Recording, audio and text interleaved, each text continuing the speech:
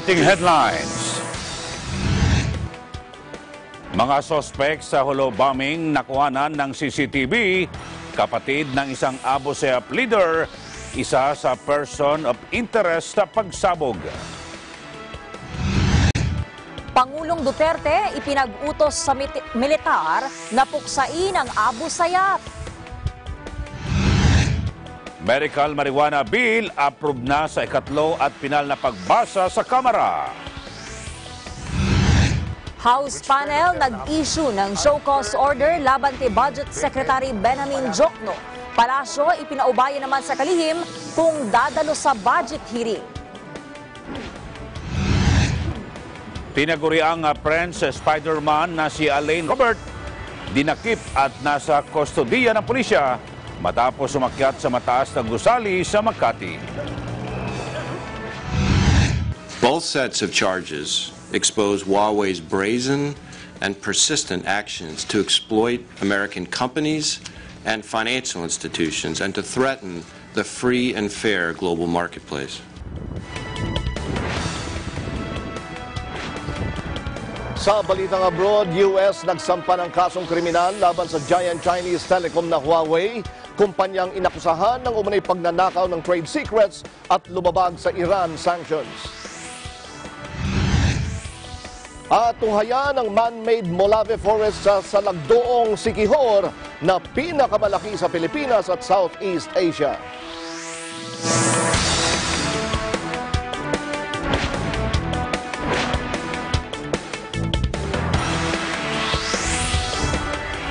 Magandang gabi Pilipinas, sa detalye ng ating mga balita.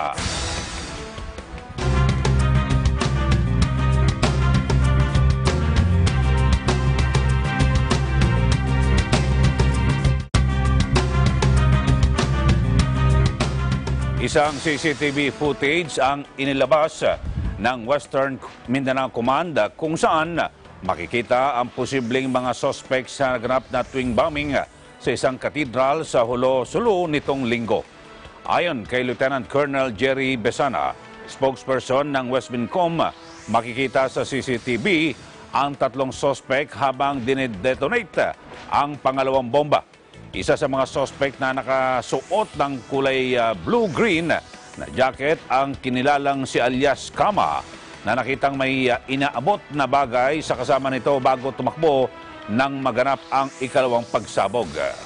Una nang sinabi ni Philippine National Police Chief Director General Oscar Albayalde na si Kama ay isang miyembro ng Ajang-Ajang, isang grupo na paksyon ng Abu Sayyaf.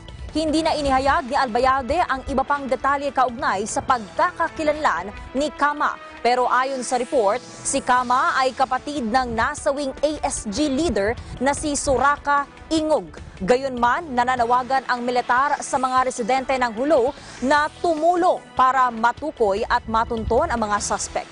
Bagamat di pa kumpirmado, hindi ipinagsasawalang bahala ng mga otoridad na ang ASG nga ang nasa likod ng pambobomba. This evidence will be carefully analyzed by the Philippine Tank Data Center at Camp Crame, with its database of identifying the chemical composition of the explosive material used.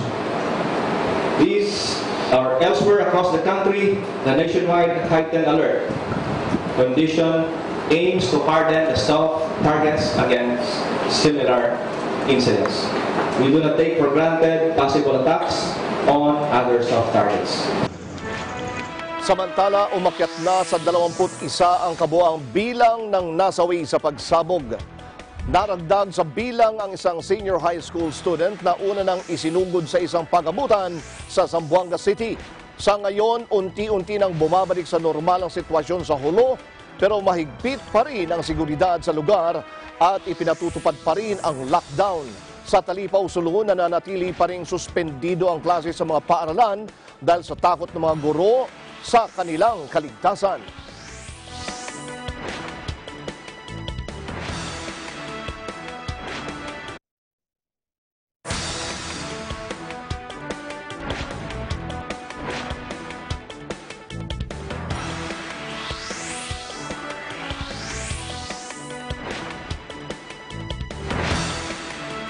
Ipinagutos ni Pangulong Duterte na puksain ang grupong Abu Sayyaf. Kasunod dito na nangyaring pagsabog sa Sulu Cathedral at lumilitaw na kapatid umano ng isang Abu Sayyaf leader ang isa sa mga suspect. Binisita rin ng Pangulo ang mga biktima ng twin blast. Si Bin Pascua sa detalye. Puksain ang grupong Abu Sayyaf. Ito ang iniutos ni Pangulong Rodrigo Duterte sa militar matapos ang pagpapasabog sa isang simbahan sa Sulu na ikinamatay ng 21 katao. Sa pagtungo nito sa blast site sa Our Lady of Mount Carmel Cathedral sa Barangay Walled City, sinabi ng Pangulo na mayroon namang mga armas ang mga sundalo upang puksain ang bandidong grupo sa anumang paraan.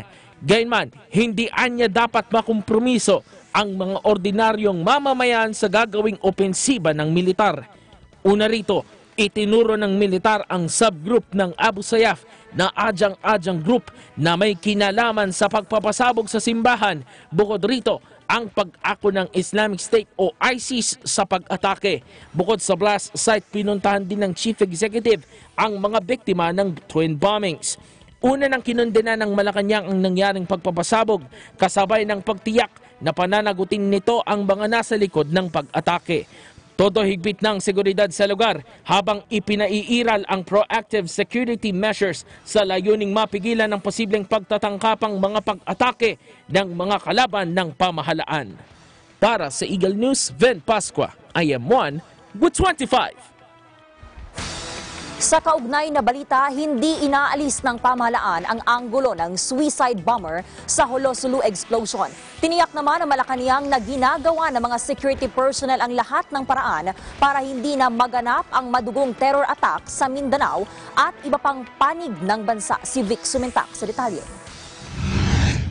Tinitignan ng Malacanang ang posibilidad na suicide bomber ang nagsagawa ng pambobomba sa loob ng Mount Carmel Cathedral sa Sulu na ikinamatay ng mahigit 20 katao at ikinasugat ng maraming iba pa. Sinabi ni Presidential Spokesman Salvador Panelo na sa tinatakbo ng investigasyon ng mga otoridad, nakita sa loob ng simbahan ang pirapirasong katawan ng tao na hinihinalang siyang may dala ng bomba na sumabog. Ayon kay Panelo, lahat ng anggulo ng krimen ay masusing tinitignan ng mga investigador ng pamahalaan. Inihayag ni Panelo, sa ngayon, ang mahalaga ay matukoy ang may kagagawa ng krimen para mabigyan ng hustisya ang mga biktima. My reasonable conclusion is there may be security lapse because may nagbabantay eh. So kung may nagbabantay, paano nakapasok? Pero sabi nga ni Secretary Delfin, kasi magsisimba lang yun, malay mo ba naman? Kung may magbobomo pala yan. Hindi pa nga nila alam kung ano eh. Hindi ba sinasabi nila na suicide bomber? Baka suicide bomber. So hindi pa nila... No, they are not discounting that. Kasi meron daw silang mga nakitang pira-pirasong katawan eh. So kung pira-piraso yun, ibig sabihin, siya talagang may dala ng bomba. Tiniyak naman ng Malacanang na ginagawa ng mga security personnel ng pamahalaan ang lahat ng paraan para masigurong hindi na magaganap ang madugong terror attack sa Mindanao at iba pang panig ng bansa. Katunayan nito, nakalagay na sa red alert at heightened alert ang buong puwersa ng militar at polisya para magpatupad ng mas mahigpit na seguridad upang hindi na magkaroon ng pagkakataon ng mga terorista na makapaghasik ng karahasan. Vic Sumentak, Eagle News, I am one with 25. Samantala, itinuturing ng Armed Forces of the Philippines na isolated case lamang ang naganap na kambal na pagpapasabog sa isang katedral sa Sulu nitong linggo na ikinasawi ng 21 katao. Ayon kay AFP Public Affairs Office Chief Colonel Noel De Toyato, sa nakalipas na maraming insidente na ang naitala ng pagpapasabog din sa naturang katedral. Una nang sinabi ng AFP na kanilang dodoblihin ang inilatag na seguridad sa ikalawang Bangsamoro Organic Law plebiscite sa Pebrero 6 kasunod ng nangyari sa Sulu. Kabilang narito ang mga probinsya ng Lanao del Norte, mga munisipalidad ng Aliosan, Carmen, Cabacan, Mitsayap, Pikit at Pigkawayan sa probinsya ng North Cotabato at 28 barangay. Sa tala, nasa 10,000 militar ang idineploy na sa lugar at iba pang support units kabilang na ang Philippine National Police para matiyak ang seguridad sa BOL plebiscite. That may be intel reports, ano? Pero yun siya, on that particular first explosion, yun yung nakuha natin from the survivors. Oh, just the mere fact that it was planted inside the church during a Sunday, second mass, maraming tao, it was intent to kill.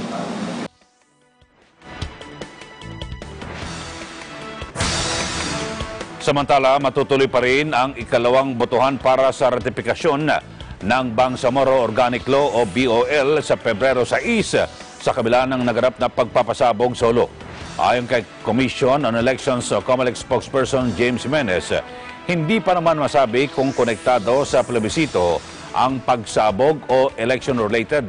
Tiniyak naman ni Jimenez na hindi maapektuhan ng bombing incident ang resulta ng BOL dahil naglabas na ang COMELEC ng plebiscite result. Sa gagawing ikalawang plebisito, pagbubotohan kung maisa-isa ilalim ba sa Bangsamoro Autonomous Region in Muslim Mindanao, ang Lanao del Norte at 6 na munisipalidad sa North Cotabato. Abangan! Korte Suprema dininig ang petisyon laban sa pagpapalawig ng martial law sa Mindanao. At Malacanang ipinaubaya na kay Budget Secretary Jokno ang kanyang hakbang sa show cause order na inilabas ng Kamara. Antabayan na ng mga balitang yan sa pagbabalik ng Mata ng Agila.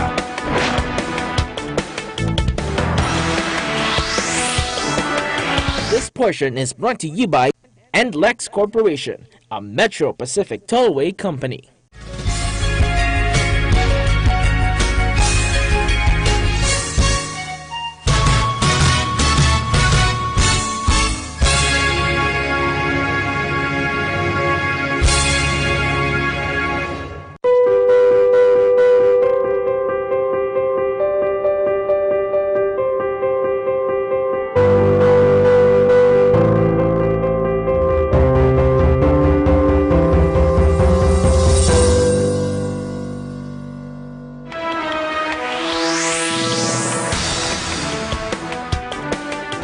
Sa iba pa ring balita, ginamit na rason ng AFP ang kambal na pagsabog sa Sulu para palawigin ang batas militar sa Mindanao. Sa unang araw ng oral arguments sa martial law extension, unang sumalang si AFP Deputy Chief of Staff for Intelligence Major General Pablo Lorenzo para ipaliwanag ang batayan kung bakit kailangan ng martial law extension.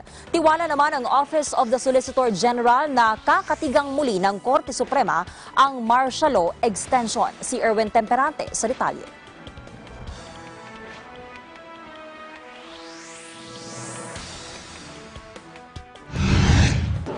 Tiwala si Solicitor General Jose Calida na papanig muli ang Korte Suprema sa kanila upang tuluyang katigan ang pagpapalawig ng martial law sa Mindanao.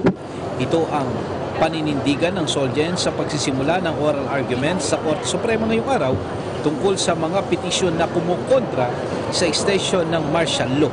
Walang bagong argumento, sa halip, kapareho lang anya ng mga naunang batikos ng mga tutol sa batas militar ang inilatag ng 4 na grupo na kontra sa pagpapalawig nito sa Mindanao. Isa sa ipupuntuan niya ng OSG ang kapapangyari lamang na 2 pagsabog sa simbahan sa Sulu, kung saan hindi bababa sa 20 katao ang namatay at higit isang individual ang nasugatan. Sagot rin ng OSG sa pinupunang walang factual basis o wala nang nagaganap na rebellion sa Mindanao. Anuman anyang pagkilos ng mga rebelde at teroristang grupo gaya ng Bangsamoro Islamic Freedom Fighters na patuloy ang pag-atake sa Mindanao na maliwanag na pag-atake sa pamahalaan. Definitely, IS or ISIS already owned up to it. So that is part of the terrorism and rebellion that they are waging against the Philippines. Even without the holo bombing, we have already factual basis. Pero hindi tanggap ng mga kontra sa martial law ang paliwanag ng OSG. Ayon kay dating bayan muna Representative Nery Colmenares, nagagawa ng militar at pulis ang lahat ng kanilang operasyon laban sa mga rebelde at teroristang grupo kahit walang martial law. at kung talagang may banta sa seguridad sa lugar, bakit anya na isagawa ng mapayapa ang plebisito sa Mindanao kaugnay sa Bangsamoro Organic Law. The basic question to be asked to the respondents, the Solicitor General, what specific martial law power do you really need to contend with terrorists? Wala naman silang ma-add. Kasi every power they're exercising now is a power they can exercise kahit walang martial law. So what is this martial law for? Ang sa aking pagtingin, pinapadama tayo sa martial law. Parang sinasabi nila na, okay naman palang martial law. So ngayon may court decision na that we can declare martial law anywhere, anytime. When the proper time comes, that's when they're going to impose it nationwide. Tanggap naman ni Albay Representative Edsel Lagman na isa sa mga tumututol sa extension ng martial law sa Mindanao na mismong mga kasamahan niya sa Kongreso ang pumabor sa pagpapalawig ng batas militar. Kaya ang kanyang tanong, bakit sa OSG nagsumite ng report ang militar at pulis at hindi pinakita sa kanila upang pagtibayin anya ang extension ng batas militar. If the military submitted confidential documents to the Solicitor General, they did not submit those papers to us, to Congress, and Congress should be the one to determine the sufficiency of the factual basis of an extension, not the office of the Solicitor General. Dumalo sa oral arguments sina PNP Chief Director General Oscar Albayalde, maging si DILG-OIC Eduardo Anyo. Sa ikatlong pagpapalawig ng martial law sa Mindanao, mayorya ng Kongreso at Senado ang sumuporta rito. Para sa Eagle News, Erwin Temperante. I'm one with 25. Naglabas ng show cause order ang House Appropriations Panel na pinangungunahan ni Camarines Sur Representative Rolando Andayan laban kay Budget Secretary Benjamin Diokno dahil sa paulit-ulit nitong hindi pagdalo sa congressional inquiry kaugnay sa aligasyon ng maanumalyang panukalang 2019 national budget. Ang mosyon ay ginawa ni Leyte Representative Vicente Veloso na di naman tinutulan ng iba pang mambabatas. Matatandaang inakusahan ni Andaya si Diokno ng pagsingit ng 75 billion pesos na budget para sa Department of Budget and Management na hindi sinasabihan si Public Works and Highways Secretary Mark Villar at pagmanipula ng 81 million peso na halaga ng government contracts sa Arimar firm na pag-aari ng biyanan ni Diokno. Kaakibat ng pag-cite for contempt ang kapangyarihan ng House na ipaaresto si Diokno hanggat masagot niya ang buong katotohanan ng lahat ng mga katanungan sa congressional probe. Yung economic team can actually reach out and ask and oblige PRAD Congress to pass a budget. Ipasa nyo. Pero a simple investigation, hindi makasipot. Quite interesting. It shows the level of respect to all of you. I really don't care about myself. But to all of you, that's the respect you get.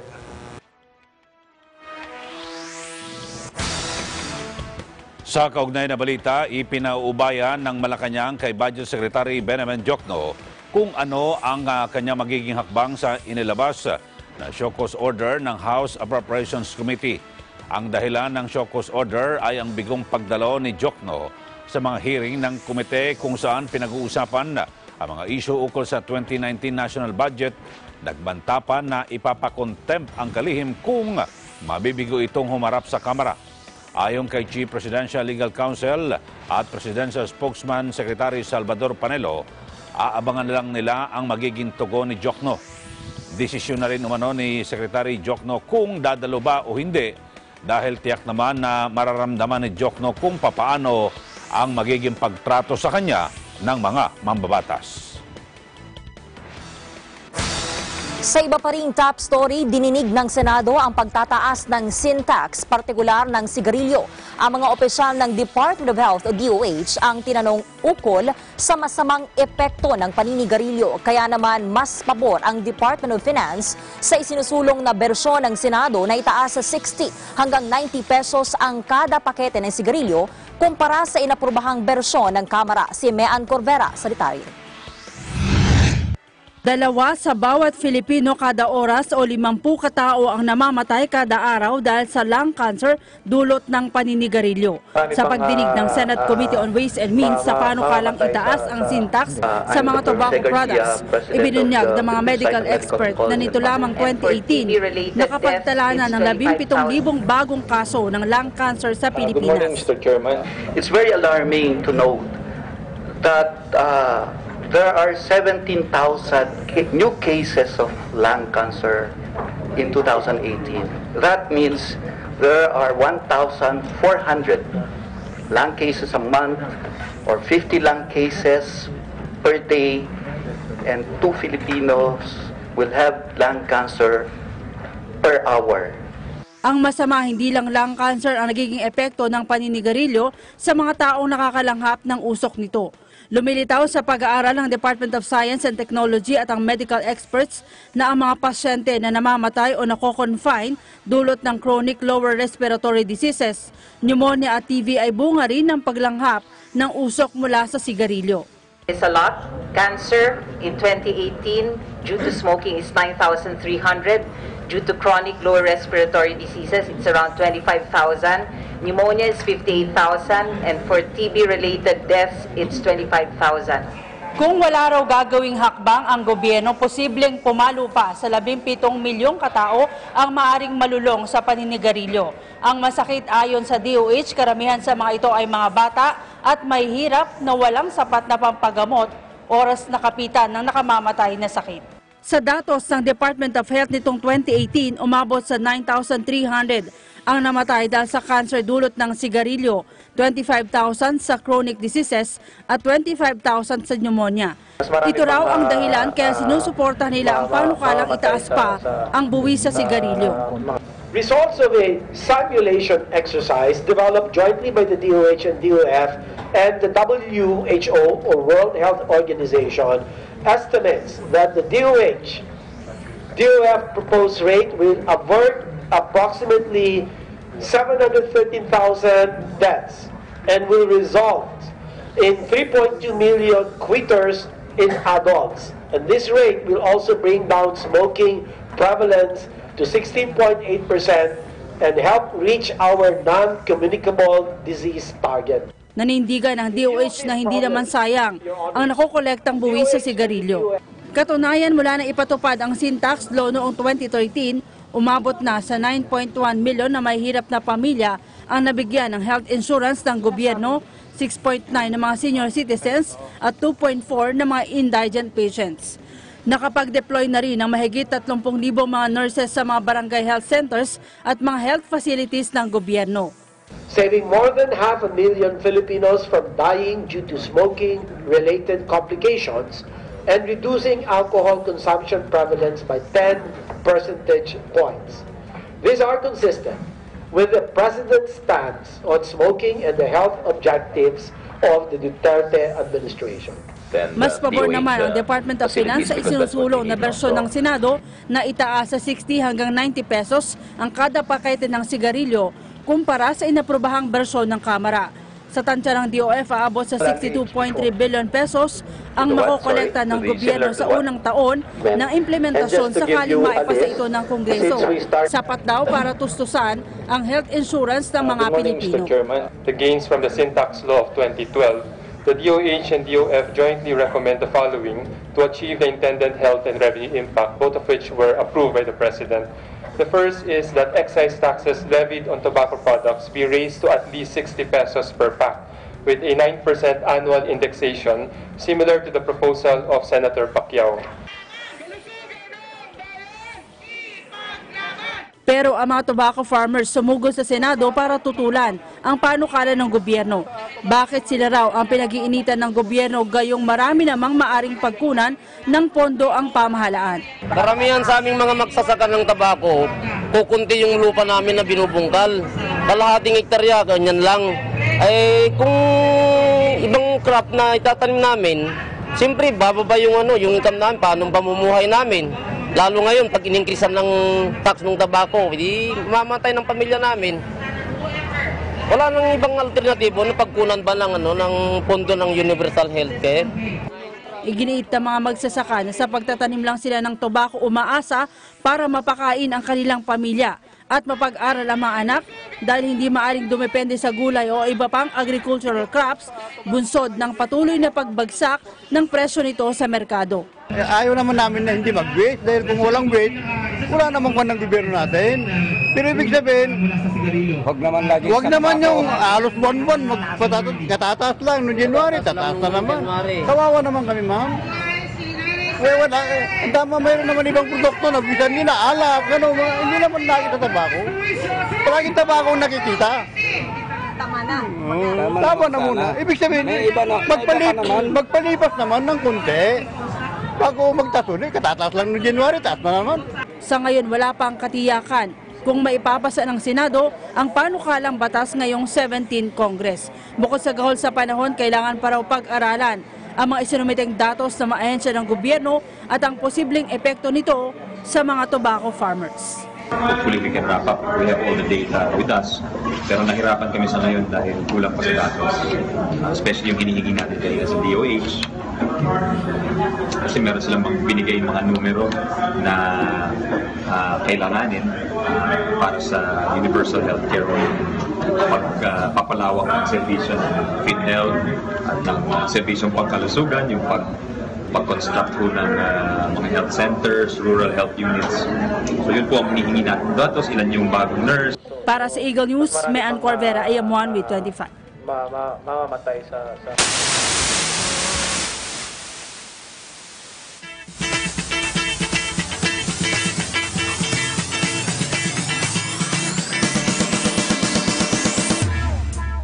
Mga kababayan nating taga-South area ng Metro Manila ang nakinabang sa isinagawang lingap sa mamamayan ng Iglesia ni Cristo.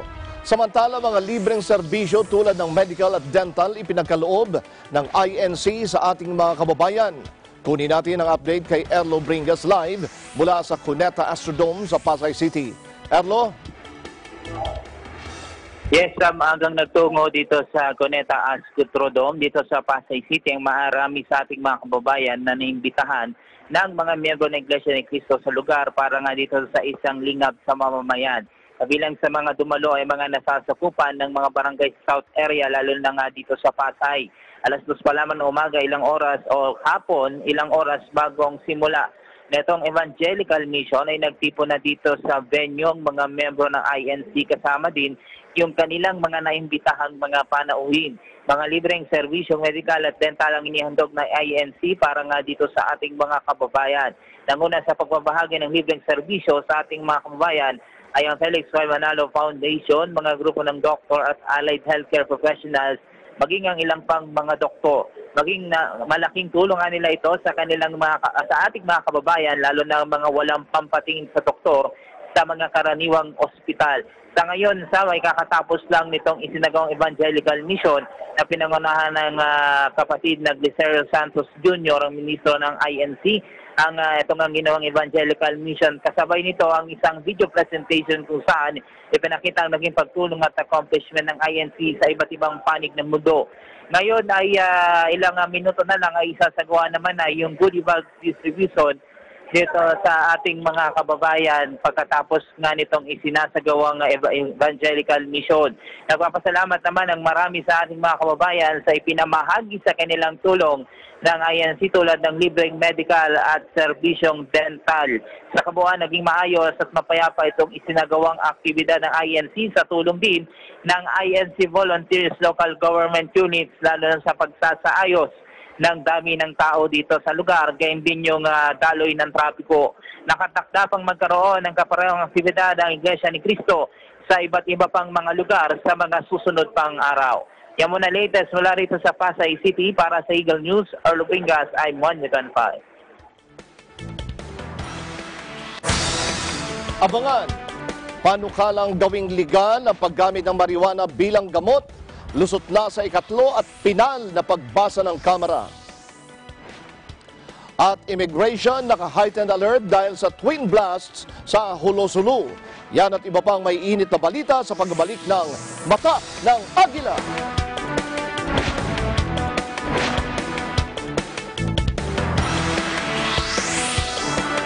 Portion is brought to you by Del Monte Philippines. Del Monte Fit and Right Active. Rehydrate and reduce fat. Del Monte Fit and Right Juice. Block sugar with Fit and Right.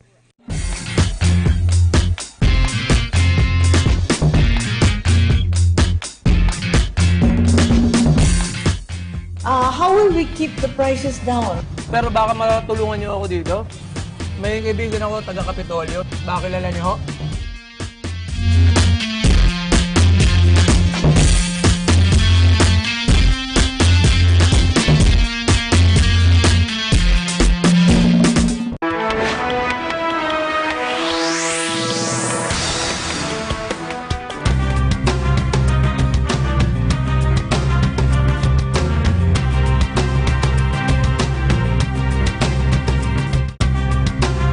Naka-heightened alert na rin ngayon ang Bureau of Immigration laban sa posibilidad na pagpasok sa bansa ng mga foreign terrorists kasunod dito ng karumal-dumal na pagsabog sa Catholic Cathedral sa Sulu na kumitil ang 21 katao at ikinasugat ng mahigit 100. Inatasan na rin ng immigration officers sa international airports at seaports na magdoble ang pagbabantay sa pagsala ng mga dumarating na foreign travelers sa bansa. Ayon kay Immigration Commissioner Jaime Morante, agad na pababalikin sa country region ang sinumang individual na bigong may paliwanag ang dahilan ng pagtungo nila sa bansa. 21 katao ang nasawi hanggang mahigit 100 ang nasugatan sa pagsabog sa isang simbahan sa Sulu nitong linggo. Ang ISIS-inspired group na Abu Sayyaf Group naman ang tinitingnang responsable sa likod ng nasabing pagpapasabog. Natatakot umano ang mga mamumuhunan sa nangyaring pambobomba sa Sulu. Ayon kay European Chamber of Commerce of the Philippines, hindi positibo ang nangyaring insidente at hindi nakakapaghikayat sa mga kumpanya na magtungo sa Pilipinas. Kailangan daw kasi ng katatagan. Dagdag pa ng ECCP, ang insidente ng pambobomba ay nakakalikha ng takot na nakakaapekto sa mga investor. Magdudulot nila ito ng negatibong palagay sa bansa bagamat malayo sa Metro Manila ang pinangyarihan ng bombing incident. Pero sabi ng ECCP, gagawa ito ng mga hakbang para mapabuti ang reputasyon ng Pilipinas sa mata ng mga bagong investor. Nakahanda umano ang Asian Development Bank of the Philippines na tumulong at magbigay ng ayuda sa gobyerno para makamit ang kapayapaan sa Mindanao. 1960s nang magsimula ang infrastructure projects ng ADB sa mga rural areas ng Mindanao hanggang 1970s at para tumulong naman sa mga magsasaka. December 2017 nang aprubahan ng bangko ang $380 million loan para maayos ang National Road at Bridge Network sa rehiyon. Nakatuon ang operasyon ng ADB sa Mindanao sa transport, flood control, livable cities, local economic development at investments. Aabot sa $1 billion ang kabuang commitments ng ADB sa Mindanao pagsapit ng 2021. Nagpaabot rin ng pakikiramay ang ADB sa pamilya ng mga biktima ng pagsabog sa Sulu. Sa iba pa ring top story, lusot na sa ikatlo at pinal na pagbasa ng Kamara ang panukala para gawing legal ang paggamit ng marijuana bilang gamot. Sa botong 163 na yes, 5 no at 3 abstention, inaprubahan ng mga kongresista ang House Bill 6517. Sa ilalim ng panukala, ipinag-uutos ang pagpapatayo ng medical cannabis compassionate centers sa ilalim ng Department of Health. Dito, maaaring makabili ng marijuana ang mga kwalipikadong pasyente na bibigyan ng identification card. Para matukoy kung kwalipikado ang pasyente, kailangan munang may magpapatunay ang isang doktor na may malubhang karamdaman ng pasyente na nangangailangan ng marijuana sa gamutan. Magtatayo rin ng Medical Cannabis Research and Safety Compliance Facilities. Ang DOH ang pangunahing ahensya na mga siwa sa pamamahagi ng medical cannabis, katuwang ang Food and Drug Administration. Bahala naman ang PIDEA na magbabantay at tiyakin ang wastong pagbibigay ng medical marijuana sa mga pagamutan. Naragdagan pa ang bilang ng mga reklamong kriminal na inihain ng Public Attorney's Office o PAO sa DOJ kaugnay sa dengue vaccine controversy. Ito na ang ika-32 na kaso na isinampa ng mag-asawang taga Quezon laban sa mga nasa likod ng anti-dengue immunization program. Si Erwin Temperante sa detalye. Nagsumite ng panibagong reklamong kriminal ang Public Attorney's Office kasama ang pamilya ni Sara May De Luna na namatay umano dahil sa dengue vaccine.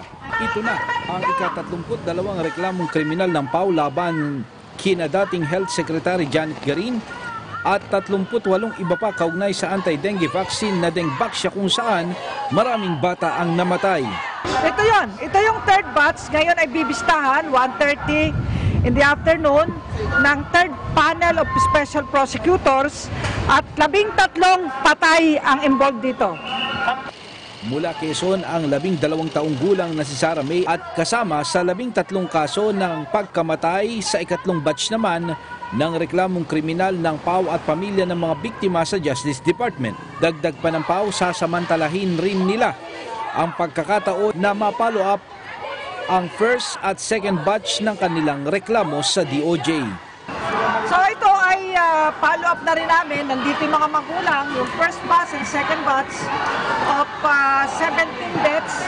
Follow up ang resolution ay pinangako noong November pa. Pinangako na yan, lalabas. Magpipibrero na, wala pa. Bumuelta rin ang PAO sa naging pahayag ni Health Secretary Francisco Duque na isinama sa kanilang reklamong kriminal matapos payagang ipagpatuloy ang pagtuturok ng nakamamatay na anti-dengue vaccine sa kabila ng mga insidente ng pagkamatay sa mga nabakunahan. Sabi ni Attorney Persida Acosta, sinusunod lamang nila ang department order ng DOJ na tulungan ang pamilya ng biktima ng dengue vaccine.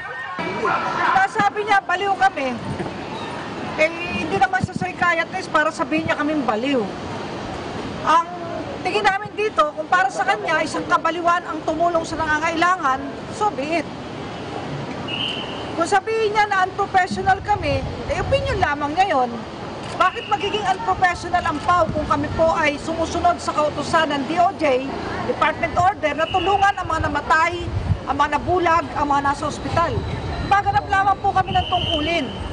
Secretary Duque, huwag kang magalit sa amin. Magalit ka sa sarili mo. Bakit itunuloy mo pa ang pagpapakuna noong November na umupo ka hanggang November 30? Alam mo naman na may side effects yan at nakakamatayan. Para sa Eaglenews, Erwin Temperante. I'm 1 with 25.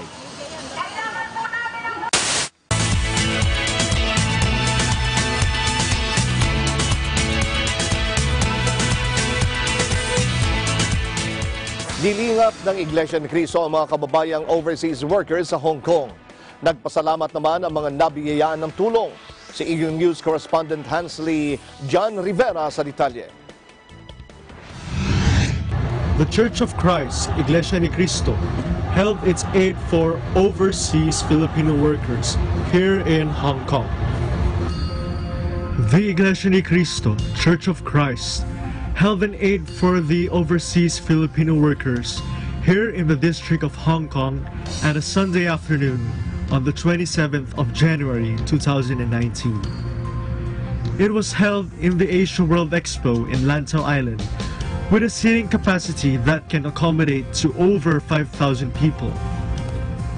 The large venue was filled with thousands of brethren. Along with them are their fellow guests, in which are their loved ones, family, and friends. The brethren, especially the guests and visitors, were inspired and enlightened. The guests were given free lunch boxes, and they were entertained by performers from the Philippines. The brethren and guests were full of excitement and joy as they enjoyed all of the performances.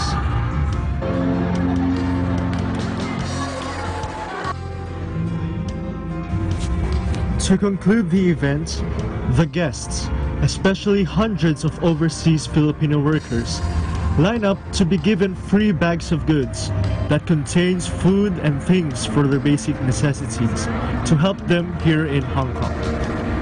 Big smiles on the face of the guests reflected their thanks and gratitude as they received the bags of goods.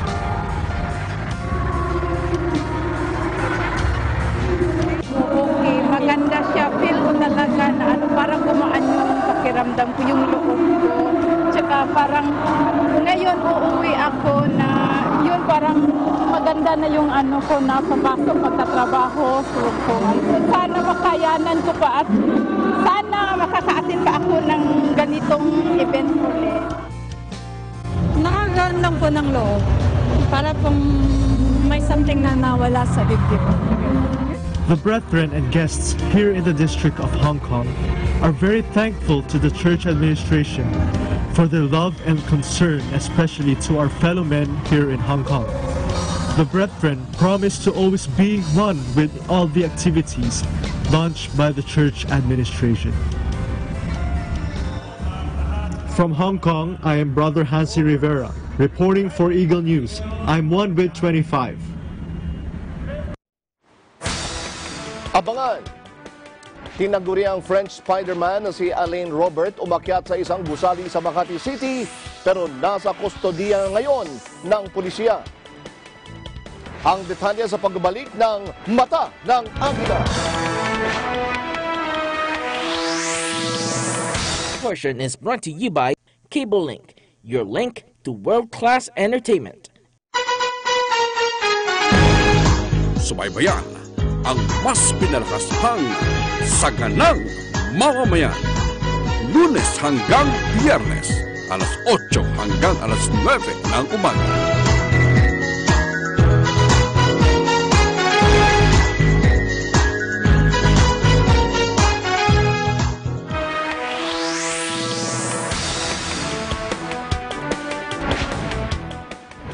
Sa iba pa rin top story, tinaguri ang French Spider-Man na si Alain Robert umakyat sa isang gusali sa Makati City. Pero matapos ang kanyang ginawang free climbing ay inaresto ito ng mga pulis.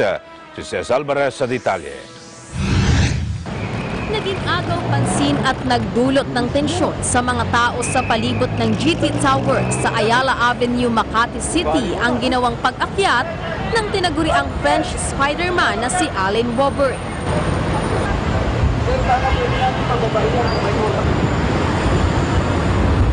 Sa video na kumalat ngayon sa social media, ay makikita si Alain na nakasuot ng itim na pangitaas at dilaw na pants. Tinangka nitong akyatin ang 45 palapag o nasa 700 feet na gusali ng walang harness. Nagdulot ito ng tensyon sa mga nakasaksi, maging sa mga nagtatrabaho sa naturang gusali dahil inakala ng mga ito na suicide ang nangyayari. Halos umabot umano sa 30 minuto ang ginawa nitong pag-akyat mula sa ibaba hanggang sa tuktok ng gusali. Ngunit naantala ang ginagawa nitong pag-akyat matapos hulihin ng Makati Police dahil sa abalang idinulot nito sa lugar. Kilala si Alain Robert na isang free climber na walang ginagamit na climbing equipment sa kanyang pag-akyat sa mga matataas na gusali. Maraming gusali na rin sa iba't ibang bansa ang matagumpay na naakyat nito. Para sa Eagle News, Cesar Alvarez, 9-1 with 25.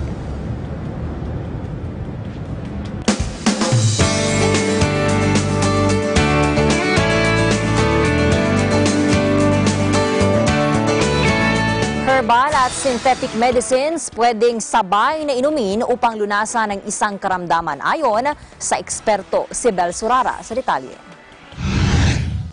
Conscious na ang maraming mga kababayan natin pagdating sa ikalulunas ng kanilang karamdaman. Dahil laganap na ngayon ang alternative medicine o herbal medicine, nalilito na rin kung minsan ang isang pasyente kung ano nga ba ang kanyang gagamiting panglunas sa kanyang taglay na karamdaman. Ayon kay Dr. Rodel Olega, ang presidente ng Philippine Naturopathy Association, kung ang isang pasyente ay umiinom ng synthetic medicine para ilunas sa kanyang sakit at nais din naman niyang subukan ang pag-inom ng herbal medicine, wala namang masama. Maaari naman daw itong pagsabayin.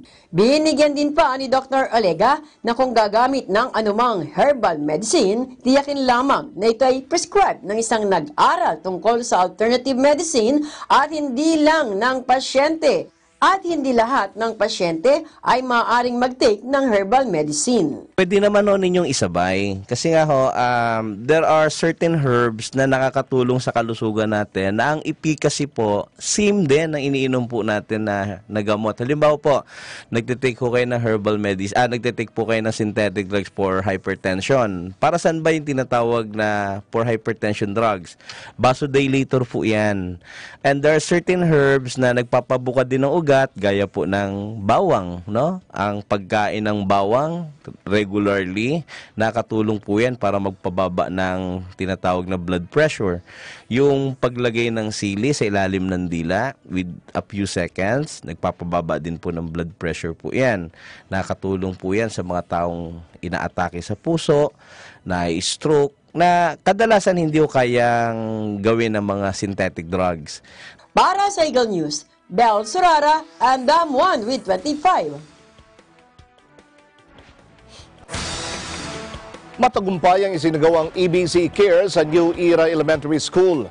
Kabilang sa sumubaybay sa event, ang Supreme Student Government ng Ramon Magsaysay High School. Tunghayan natin sina AJ Elea Pascua at Maureen Alessandra Dizon sa Students on the News.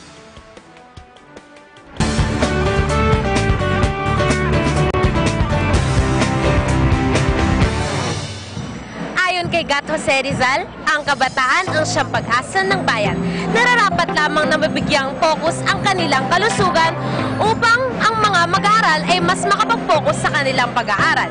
May sabibisa ito sa pamamagitan ng pagpapatupad ng Ramon Magsaysay Cubao High School Supreme Student Government ng 3-in-1 project na EBC Cares Part 2.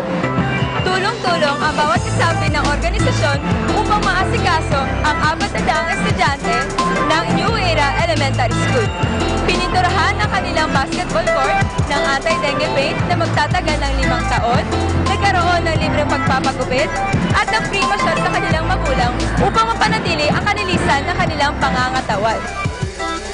Sa mga dahilan ng kawalang ganang pumasok ng mga mag-aaral ay ang kakulangan sa nutrisyon at mahinang pangangatawan. Upang ito'y maiwasan, nagbahagi ang EBC at SSG ng kanilang oras at talento para mas ganahan ang mga kabataan sa pagpasok sa eskwela. Dahil sa tumataas na porsyento ng dengue, ang Kaitos Foundation ay nagbahagi ng anti-dengue paint upang mapanatili ang kaligtasan ng kabataan at maiwasan at mabawasan ang porsyento ng pagtaas ng dengue. Karagdagan nito ay magtatagal ito ng 5 taon. Narito sa aking tabi ang isa sa mga kilalang basketball player ng PBA noong taon 1998 hanggang 2002 at nagsilbing coach ng Bataan Defenders basketball team. Ngayon, siya si Isabella Lastimosa o mas kilala bilang Jojo Jolas Lastimosa. Magandang umaga po. Okay, magandang umaga. Let me correct yung Bataan Defenders, dati ba yun? So we're called the Bataan Risers now. Okay? Alright. So paano po nag-start yung career nyo po sa pagbabasketball? It started in Cagayan de Oro when I was growing up. Lahat ng mga tao doon naglalaro ng basketball, kagaya ng mga uncle ko, yung mga neighbors namin. And parang it's a natural progression na ako din gagaya sa kanila kasi yun ang nakikita ko. So ano naman po ang masasabi nyo sa mga kabataan ngayon na nais din maging isang basketball player? Maganda not only because pwede ka kung if you become successful, magandang it's not actually work because it's something that you do that you love, so it's not going to be work. But I would encourage everyone, not only basketball, but to get engaged in sports because it's a physical activity and it will teach you to be disciplined and how to work hard.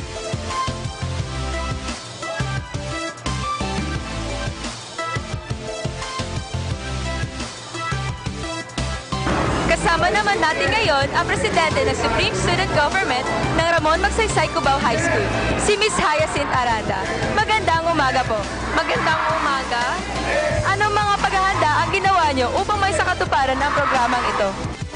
yung mga paghahanda na ginawa namin, kinailangan muna namin hanapin yung mga mahalagang information, kagaya ng kung ilang mga bata yung kakainin namin. Then, nagkaroon kami ng meeting and nakipag-coordinate kami sa EBC or ang Eagle Broadcasting para mabuo yung event na ito ng maayos, kagaya ng paano pupunta yung members namin hanggang sa babalik.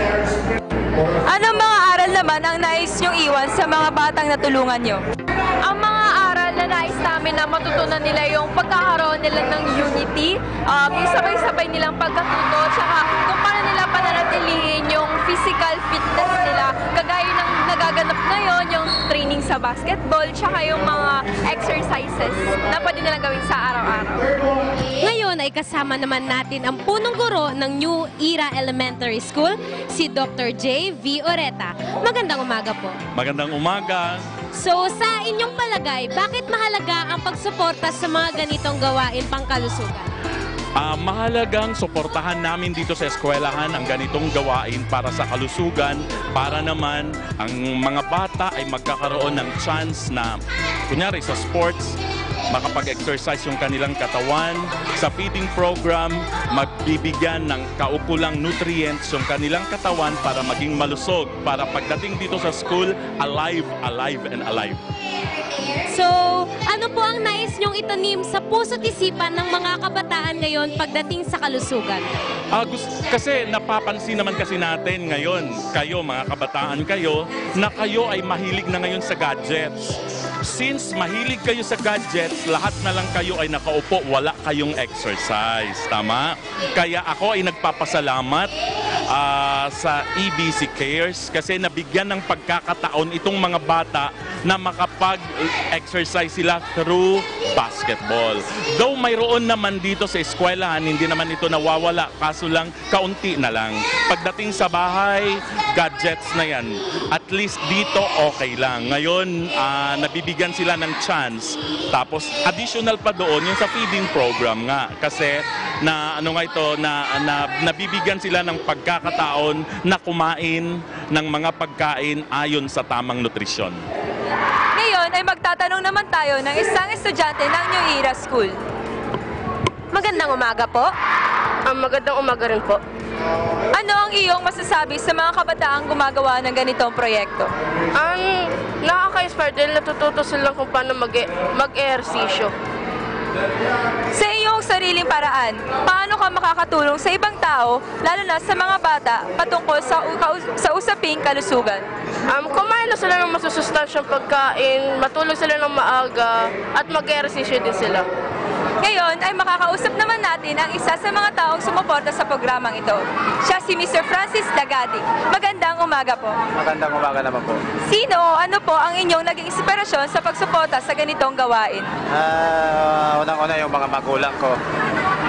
Tapos yung mga kabataan na nakikita ko na yung mga mahaba ang buhok para magupitan namin. Bakit po mahalaga sa tao na magupitan ng buhok?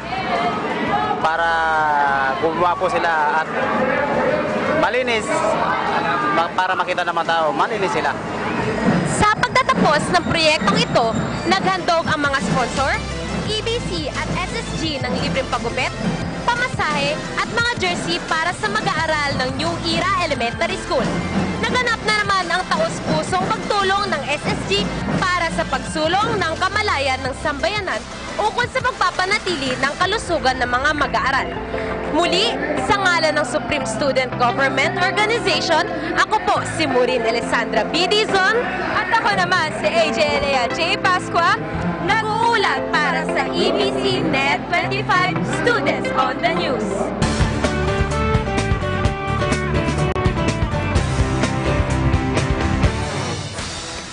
Abangan, Giant Chinese Telecom na Huawei at Chief Financial Officer na si Meng Wanzhou sinampa ng patong-patong na kaso ng Amerika. At sa alam ba ninyo, tunghayan ang pinakamalaking man-made Mojave Forest na matatagpuan sa lalawigan ng Siquijor. Ang lahat ng yan sa pagbabalik ng Mata ng Agila.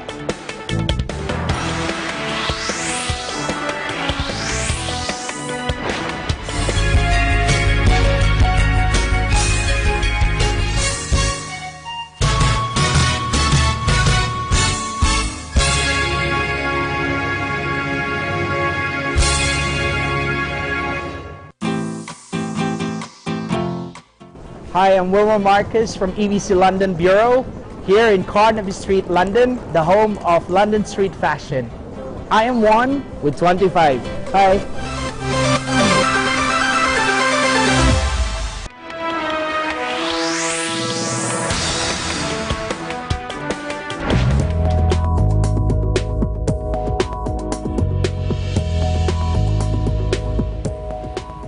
Isang trough ng low pressure area ang nakakapekto sa southern section ng Mindanao, habang northeast monsoon o amihan ang patuloy na makakapekto sa natitirang bahagi ng bansa. Bukas, maulap na papawiri na may kalat-kalat na pagulan at thunderstorms ang mararanasan sa Sultan Kudarat, Sarangani, South Cotabato at Davao Occidental.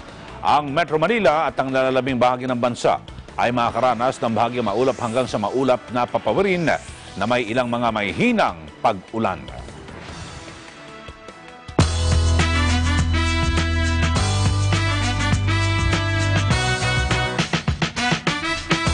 Mga aktor humakot ng parangal sa 25th Screen Actors Guild's Awards.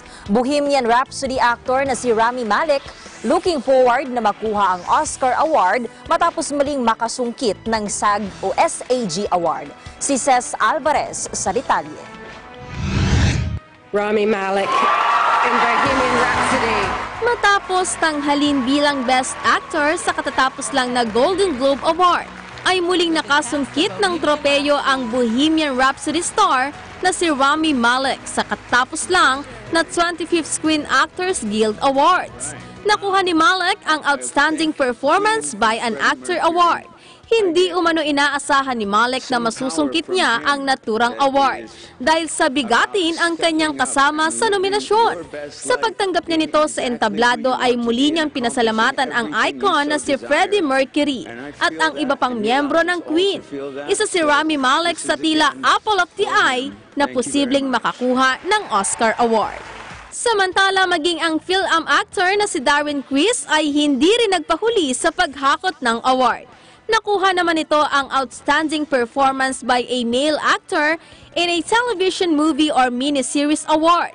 Ito ay sa natatangi niyang pagganap bilang serial killer sa The Assassination of Gianni Versace, American Crime Story.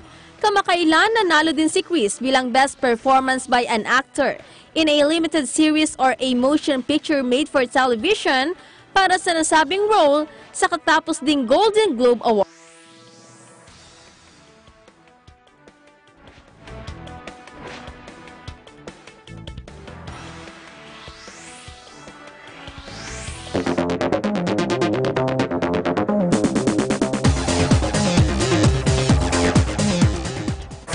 Sinampahan ng patong-patong na kaso ng Amerika ang giant Chinese telecom na Huawei at ang Chief Financial Officer na si Meng Wanzhou.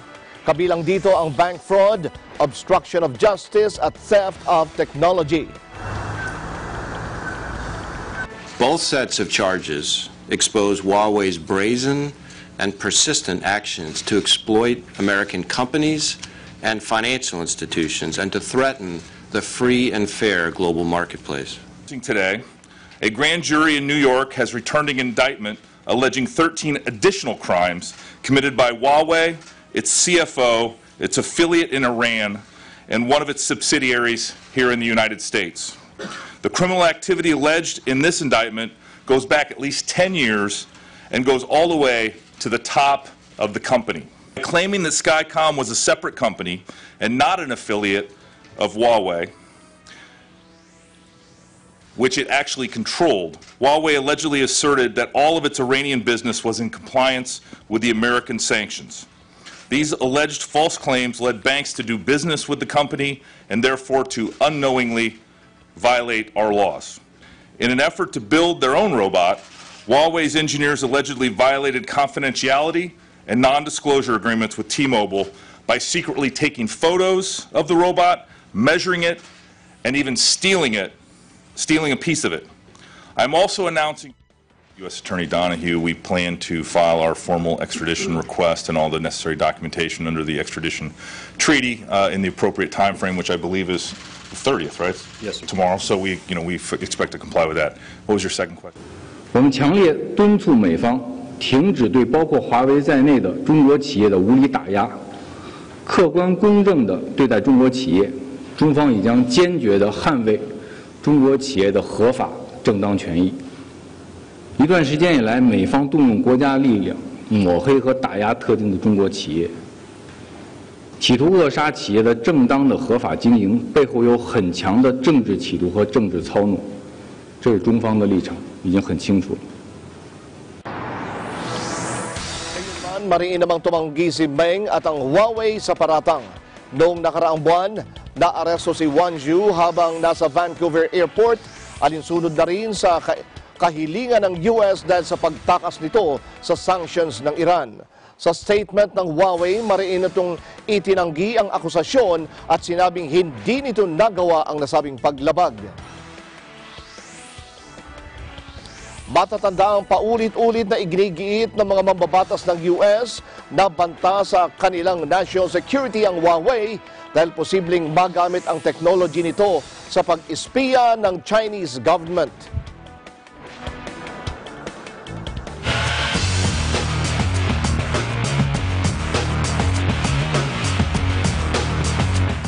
Nais raw ni Australian boxer Jeff Horn na makaharap muli sa isang rematch ang pambansang kamao na si Manny Pacquiao. Tunghayan natin sa balitang sport ni Ben Bernaldez. Naniniwala ang Australian boxer na si Jeff Horn na napapanahon na upang magtuos silang muli ni Senator Manny Pacquiao sa isang boxing match. Matatanda ang naging kontrobersyal ang WBO welterweight title fight na Pacquiao at Horn noong 2017 kung saan nagwagi ang Australiano sa pamamagitan ng unanimous decision.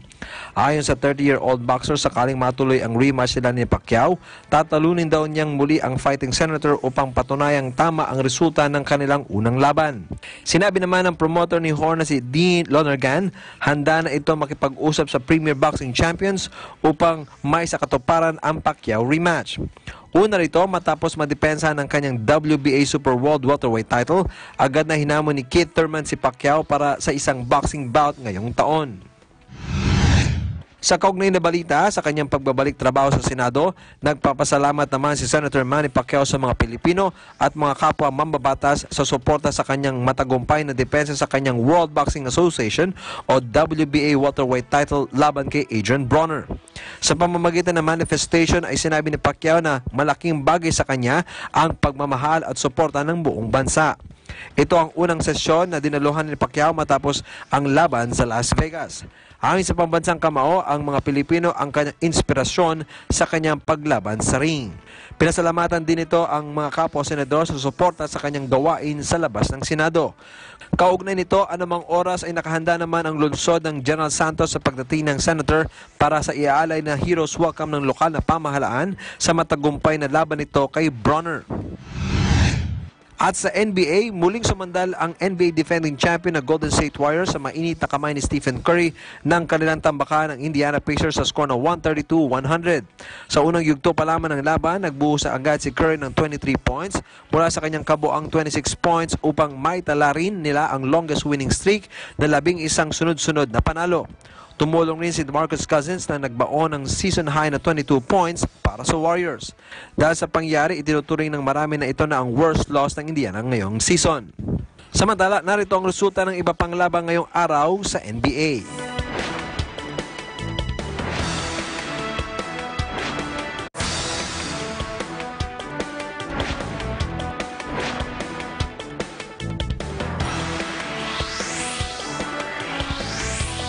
At yan ang mga balita para sa EN Sports. Ako si Ben Bernaldez and I am 1 with 25.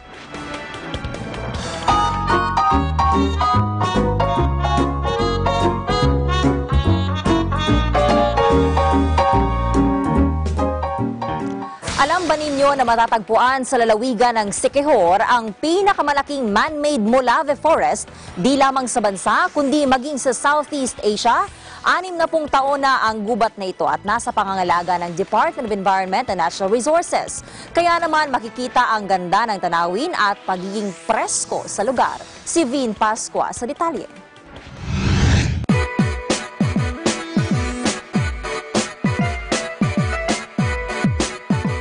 Hindi lamang sa Bohol may man-made forest.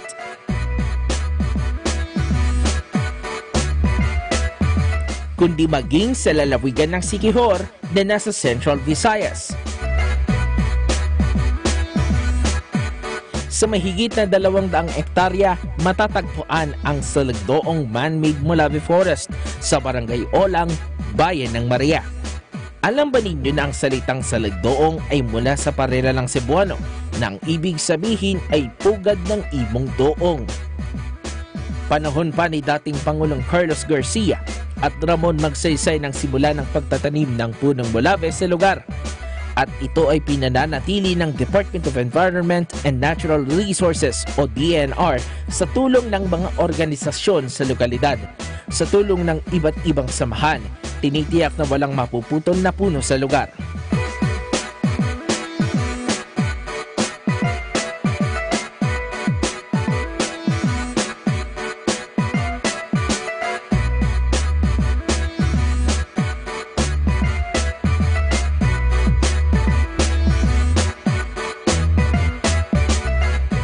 Kaya naman ito ay lumawak at itinuturing na pinakamalaki sa bansa at maging sa Southeast Asia. Meron ding produksyon ng seedlings at hindi pinapayagan ang pagtatayo ng bahay sa lugar. Ma-enjoy ang mga punong ito habang patungo naman sa Salagdoong Beach na pinangangasibaan ng lokal na pamahalaan sa lugar. Para sa Eagle News, Ven Pascua, I am 1 to 25. Ganda nga, parang nakaka-presko din talaga yung... Sarap yung nature trip. Oo. Ayan. Pero pag man-made na, planado na, talagang napaganda. Kumbaga nakadesign na siya. Pero hindi halata Oo, diba? maganda pagkagawa. Okay, wag lang yung man-made calamity. Iyon. At sa inyong kabuuan ng mga balita dito po sa mata ng Agila. Samantala, sundan ang aming mga balita sa Eaglenews.PH, Facebook, YouTube at Twitter. I-like lamang po ang aming official Facebook page sa Eagle News PH, Net25 TV at sa Eagle News Live. Sundan din kami sa twitter.com/EagleNewsPH at bisitahin din ang aming website, Eaglenews.PH. Para sa mga bago at patas na balita mula rito sa bansa at iba't ibang panig ng mundo, ito ang mata ng Agila. Ako po si Eli Saludar. Ako po si Pia Okut Galang. At ako naman si Sam Cepeda. Maraming salamat sa inyong pagsubaybay. Magandang gabi. And we are 1 with 25.